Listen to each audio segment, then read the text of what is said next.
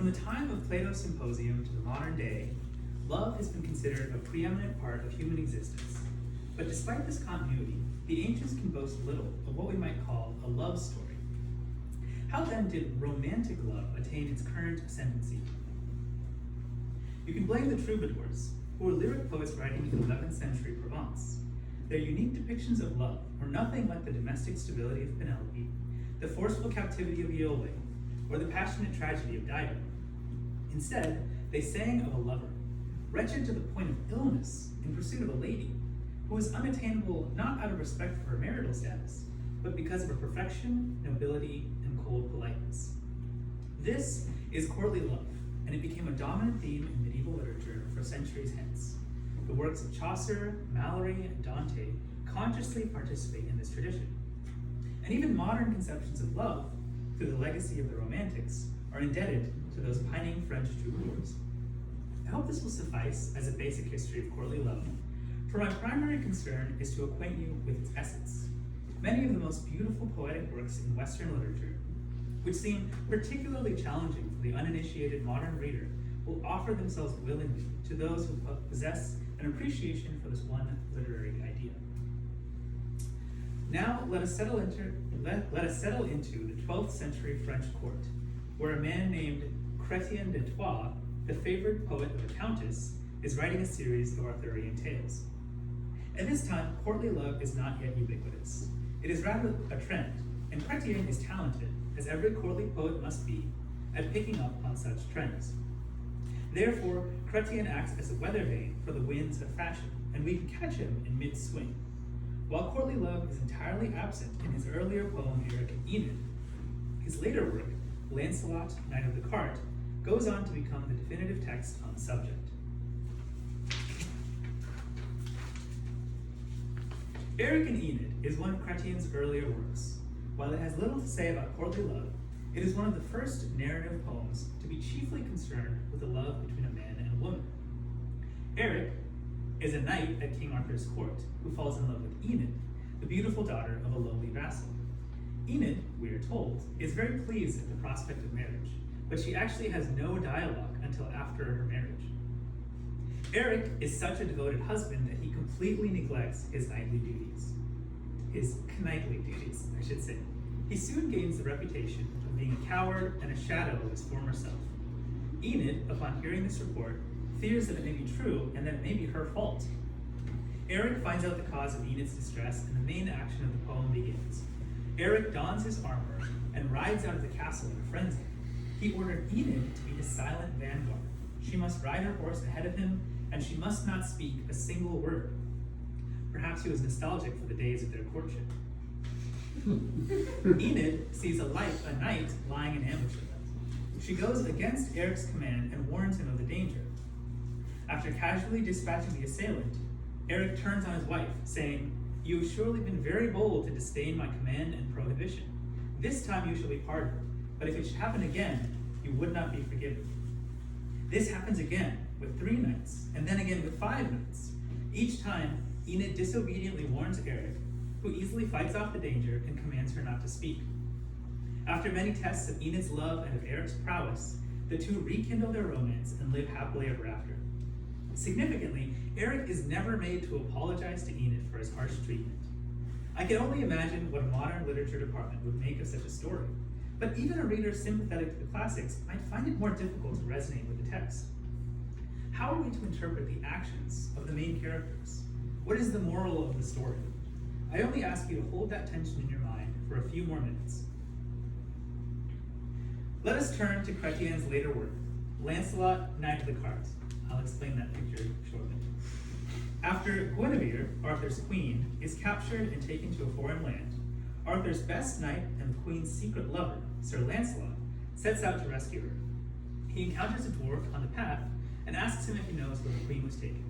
The dwarf, who is towing a cart behind him, brusquely answers that if Lancelot wants to find the queen, he must get in the cart. In those days, a cart was used to haul condemned criminals into town, and a knight seen riding in a cart would never be able to escape the stain of that disgrace. Lancelot hesitates for a moment and then accepts the dwarf's offer. After the shameful cart ride, Lancelot fights his way through trial after trial before reaching the kingdom where Guinevere, along with hundreds of other citizens of Camelot, are held in an enchanted captivity. Enduring constant ridicule and scorn for a short ride in the cart, Lancelot breaks the curse, sets the people free, climbs across the sword bridge, which is what that image is supposed to represent, on his bare hands and knees, covered in wounds, until he is finally face to face with the captive queen. For his efforts, the queen refuses to speak with him and promptly storms out of the room. What is the reason for her coldness towards her gallant rescuer? She has heard about his brief hesitation before accepting the cart ride and accuses him of committing a crime against love. The knight humbly responds, "May God save me from such a crime again, and may God show me no mercy if you are not quite right." The queen forgives him, quite graciously, and after engaging in a lover's tryst, the two eventually journey back to Camelot. As with Eric and Enid, we may leave Lancelot, Knight of the Cart, feeling like we are missing something. Is Guinevere really justified in her resentment? And is Lancelot's apology supposed to be genuine? The tension between these stories and our own sensibilities is a valuable tool in understanding the essence of courtly love.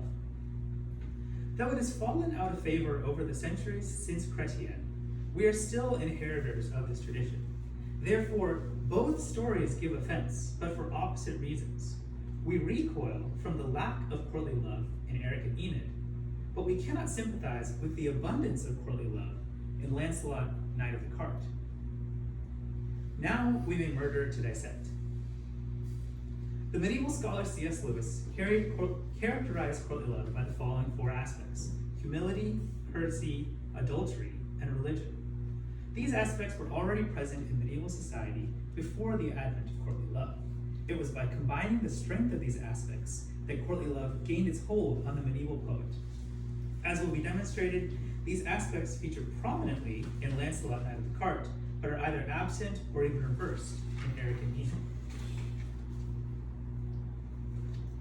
One of the strongest relationships in the Middle Ages was the love of a vassal for his lord.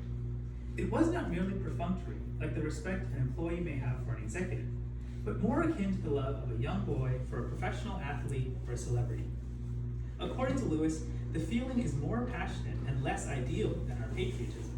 It rises more easily to heroic prodigality of service, and it also breaks more easily and turns into hatred.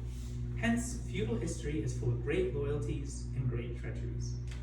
Recall the characters of Eumaeus and Euryclea from the Odyssey.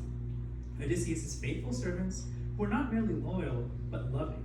They were never bitter or resentful towards their masters or their own lot in life. This is the kind of love implied in a feudal relationship, at least in literature. Courtly love, then, can be seen as a feudalization of love. As the vassal rushes to bow and scrape before his lord, so does the lover before his beloved. I identify this aspect of the tradition with what is nowadays called chivalry. Now, on the account of humility, Eric has much to answer for. He upbraids his wife, both in public and in private. After defending himself from his ambushers, he tasks Enid with holding on to each of their horses. By my count, Enid is leading up to 9 horses by the end of the story. Most surprisingly of all, when the pair turn in for the night, it is Enid who keeps watch all night, while Eric sleeps under the warmth of her cloak. And putting Eric's behavior aside, there's the obvious fact of their disparate pedigrees. Eric is a prince, while Enid is a mere commoner.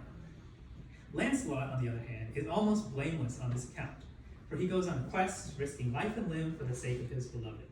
I say almost because his one infraction, for which the queen initially rejects him, was a failure of humility.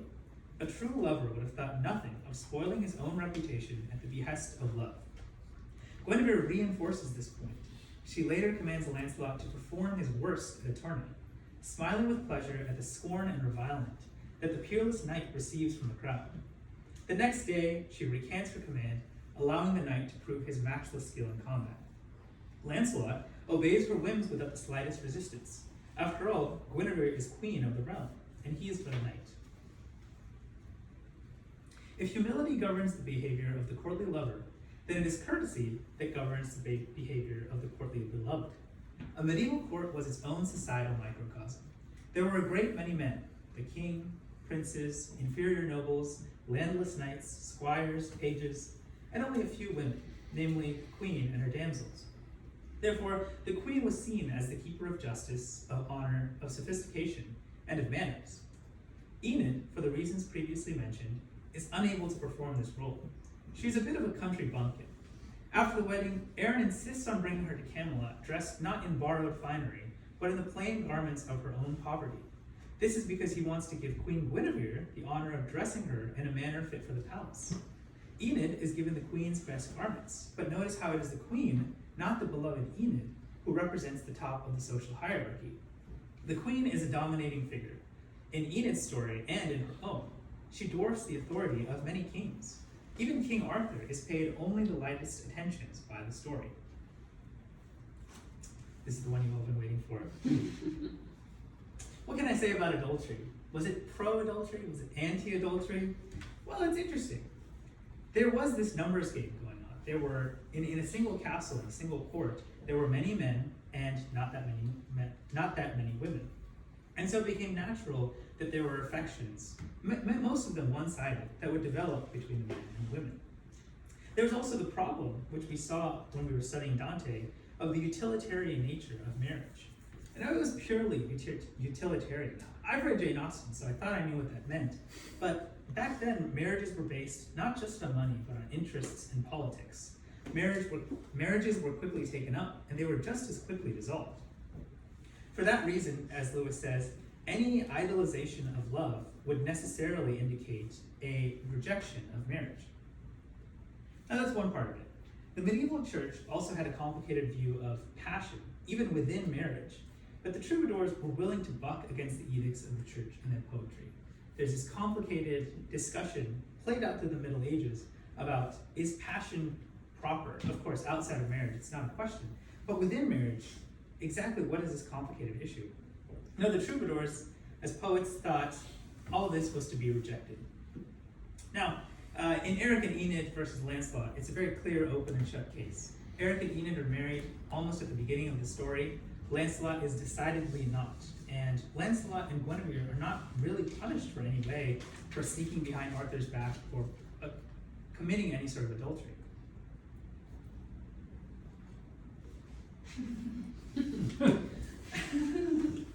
Now, that instinct that the troubadours had of going against the church in their teachings on sexual morality also played into the issue of what Lewis calls religion.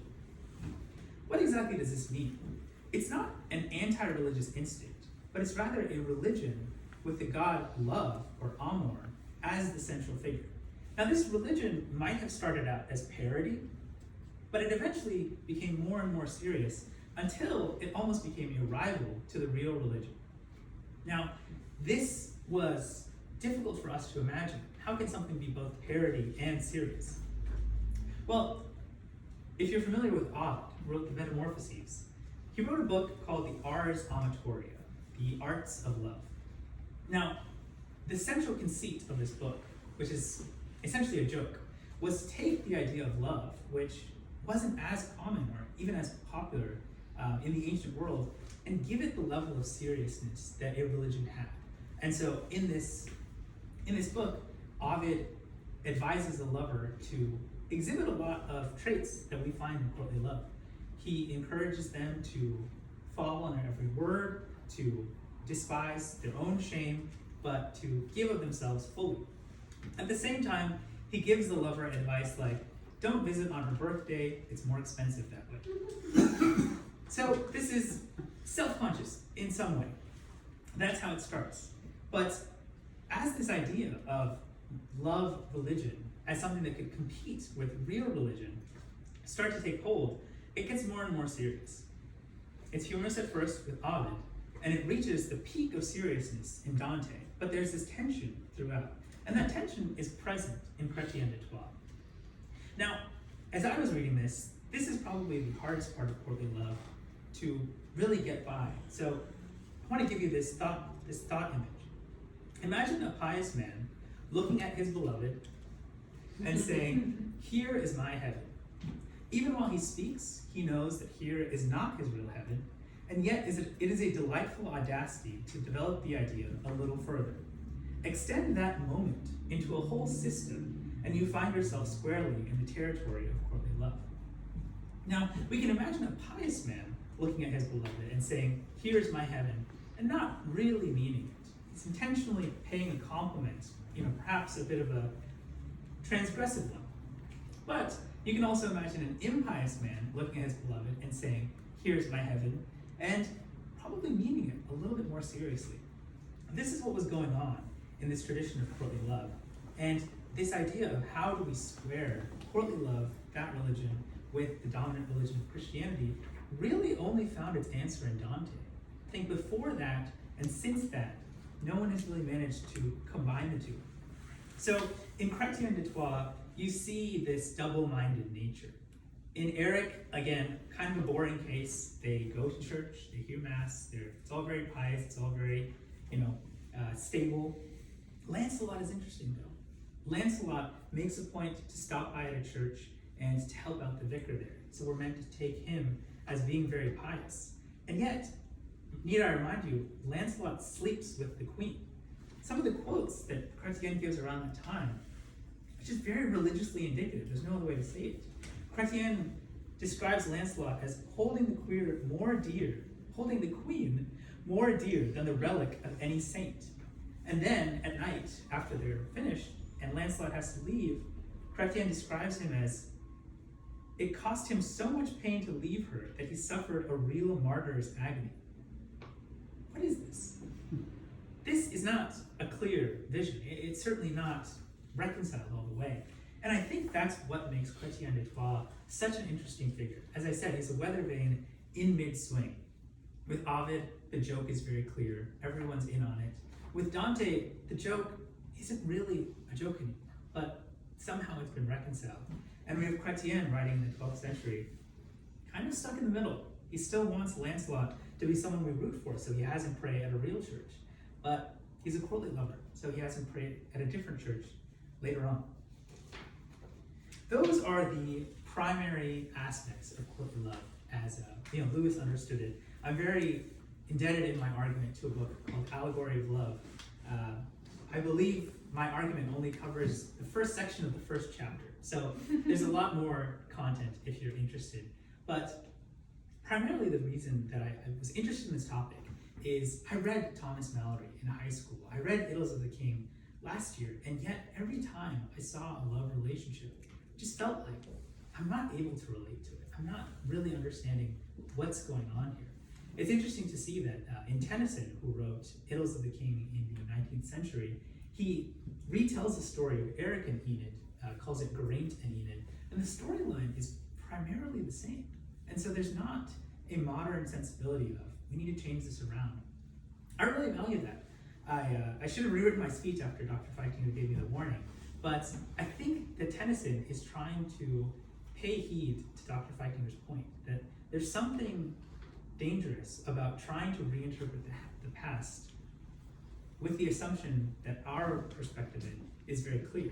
So there's something admirable, I think, in Tennyson sort of transferring the story 700 years in the future, almost not being willing to comment on it, not being willing to make it softer, make it more amenable to modern sensibilities. But I really think that this, understanding this, not necessarily agreeing with it, not becoming pro-adultery or pro-fake religion, but being able to understand it, being able to understand how this idea played out over time, will help us enjoy, like I said, some of the most beautiful Western literature out there. So that's my goal. That's everything that I have. Thank you.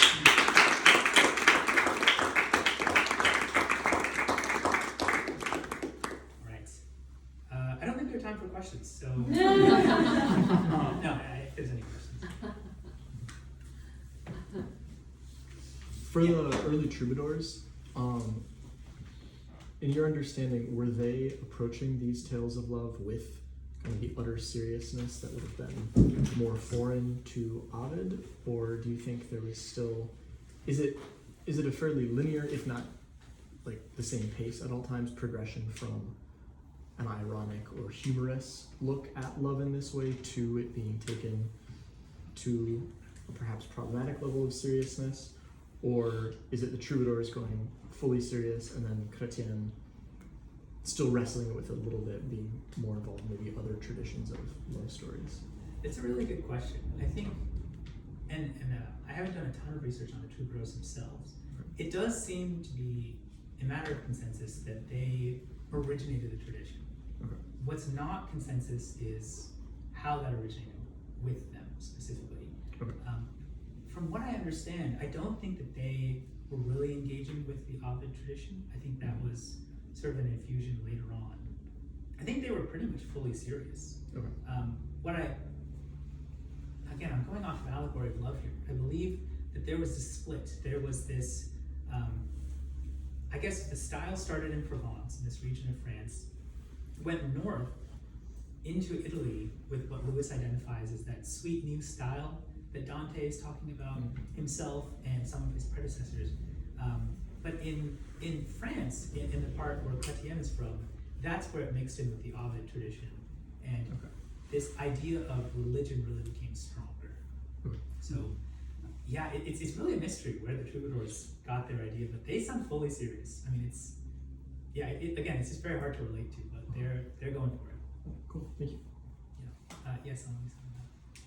What do you think? So you mentioned at the end that Dante comes in, sort of, I suppose, takes up that idea of courtly love and maybe corrects it, or rather gives it the, I suppose, due justice that it deserves, in a sense.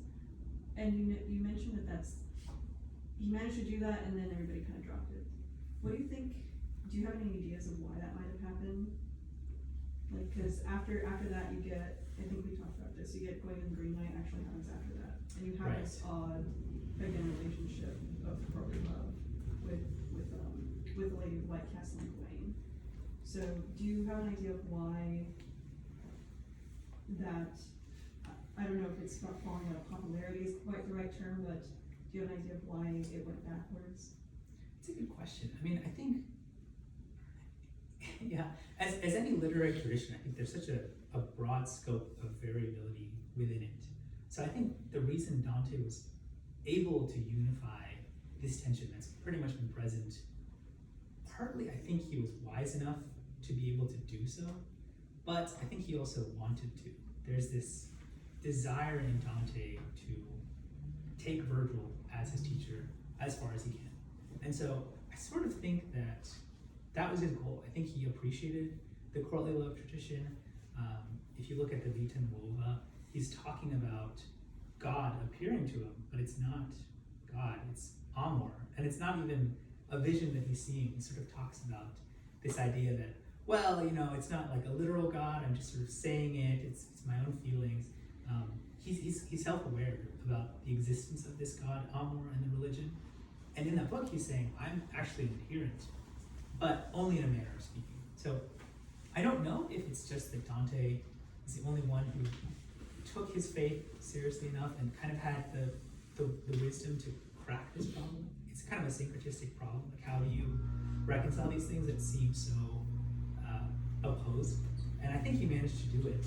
I don't really know why people didn't follow in that example. I mean, maybe there wasn't as much of a desire to do those things. And I think that there still is a transgressive element to courtly love that, when we read Dante, I think we were all asking, wait, what's the deal with Beatrice? He's not married to her, and I think that he sort of justifies himself pretty well, but I don't know. I don't really know why people didn't continue in that and sort of take the answer he had and apply it in other places.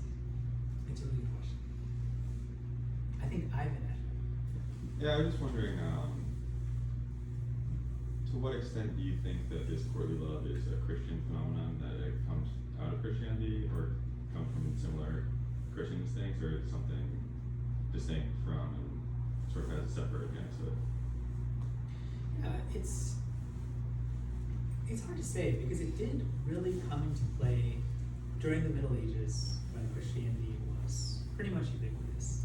But I think, and this is really Lewis's thesis in that first chapter, that to be able to explain it fully, it's not really possible. It is kind of a literary movement. So I think we can say, the Transcendentalists or the Romantics, they had influences and sources. But to point to an actual reason, it's difficult. At that point, we're just observing what happens. And so, yeah, I think that he's, in his reading of it, he's sort of de-emphasizing the idea that there was something endemic to Christianity that allowed this to come about. I think he sees it more as the sort of four aspects that I was talking about, humility, courtesy, adultery, and religion. And that's not Christian religion. It's the idea that it is a religion. So none of those things, I would say, really came out of Christianity. I think the humility came out of the feudal system. The courtesy sort of came out of the court, a little bit of the feminine archetype, like Lisa was talking about. The adultery, I'm not exactly sure how it came about that marriage became so utilitarian. I'm guessing it had to do also with the feudal system and the different economic sort of freedom that a man had versus a woman. And then the religion, I mean, that's religion, that's always good with us. So I would be hard pressed to find out, or to lay much sort of blame or cause at the feet of Christianity. But do you see something? You brought that question up. No, that's good. Okay. Thank you. Right. Any final questions? You don't have 3 points for me? Is that what you're fighting? Why don't you tell me that? One point, right? Religio never means Christian religion, necessarily. Remember Thomas, it's the general word, so it's a good, like, it's totally legitimate to look at this as a religion that is not the faith, the revealed faith, and becomes a bit of a substitute, which is certainly today the case. Look around. Without a doubt. The savior is often the spouse. The divorce rate is high.